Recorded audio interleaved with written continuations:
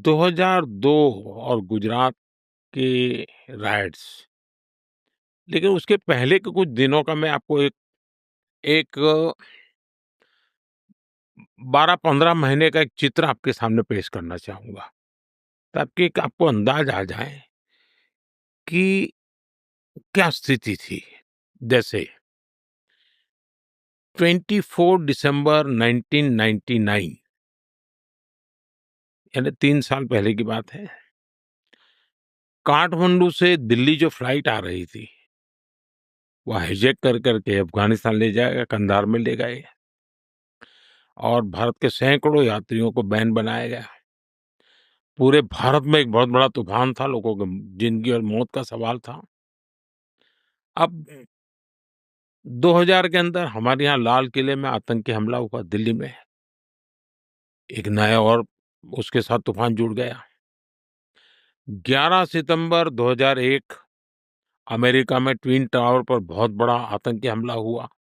उसने फिर एक बार दुनिया को चिंतित कर दिया, क्योंकि ये सब जगह पे करने वाले एक ही प्रकार के लोग हैं। अक्टूबर 2001 को जम्मू कश्मीर विधानसभा पर आतंकी हमला हुआ। 13 दिसंबर 2001 को भारत की संसद पर आतंकी हमला हुआ।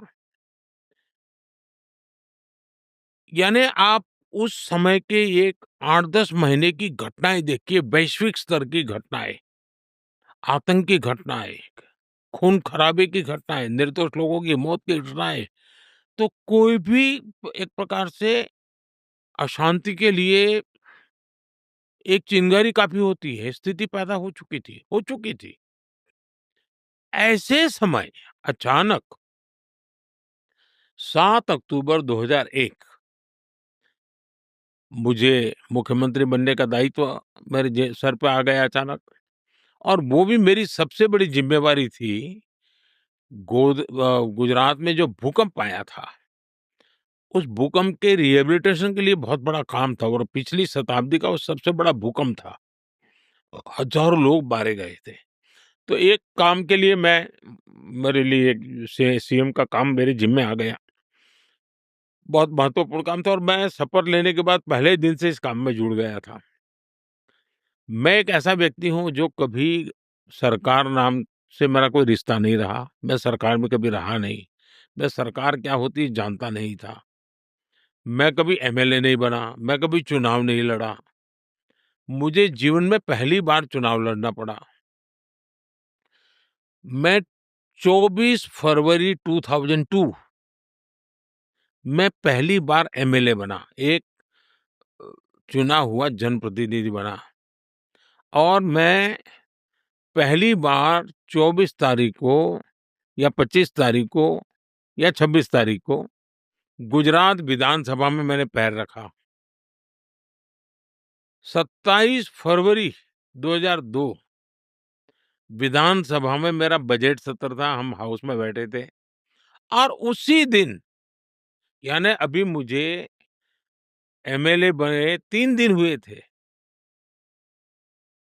और गोधरा की घटना हो गई, और भयंकर घटना थी। लोगों को जिंदा जला दिया गया था। आप कल्पना कर सकते हैं कि जो कंधार के विमान अपहरण को, या पार्लियामेंट पर का हमला कहो, या 9/11 कहो, ये सारी घटनाओं का बैकग्राउंड हो, और उसमें एक इतनी बड़ी संख्या में लोगों का मर जाना, जिंदा जला देना, आप कल्पना कर सकते हैं कि स्थिति कैसी होगी। कुछ भी नहीं होना चाहिए, हम भी चाहते हैं, कोई भी चाहेगा, शांति ही रहनी चाहिए। दूसरा जो कहते हैं ये बहुत बड़े रायट वगैरह, तो ये भ्रम फैलाया गया है। अगर 2002 के पहले का डेटा देखें, तो पता चलता है कि गुजरात में कितने दंगे होते थे। हमेशा कहीं न कहीं कर्फ्यू लगा रहता था। पतंग के अंदर कम्युनल वायलेंस हो जाए, साइकिल टकरा जाने पर कम्युनल वायलेंस हो जाए।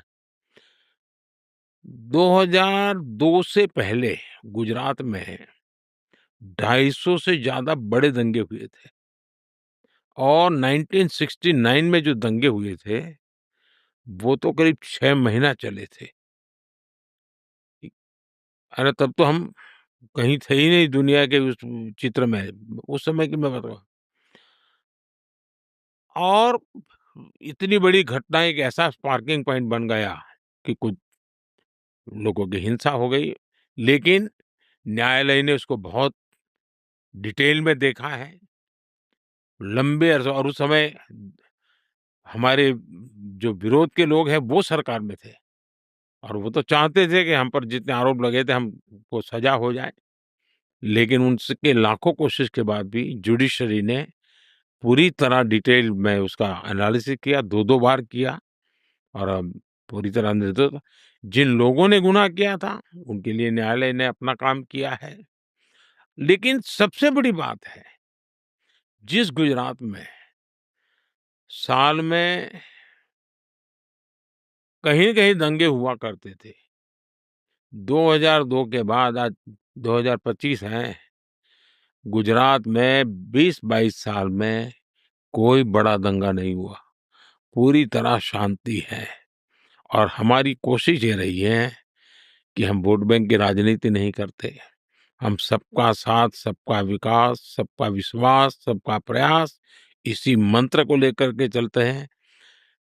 पॉलिटिक्स ऑफ अपीसमेंट से हमने पॉलिटिक्स ऑफ एस्पिरेशन की तरफ गए हैं, और उसके कारण जिसको भी कुछ करना है वो हमारे साथ जुड़ जाते हैं, और एक अच्छी तरह गुजरात विकसित राज्य बने, वो दिशा में हमने लगातार प्रयास करते रहे हैं। अब विकसित भारत के लिए काम कर रहे हैं, उसमें भी गुजरात अपनी भूमिका अदा कर रहा है।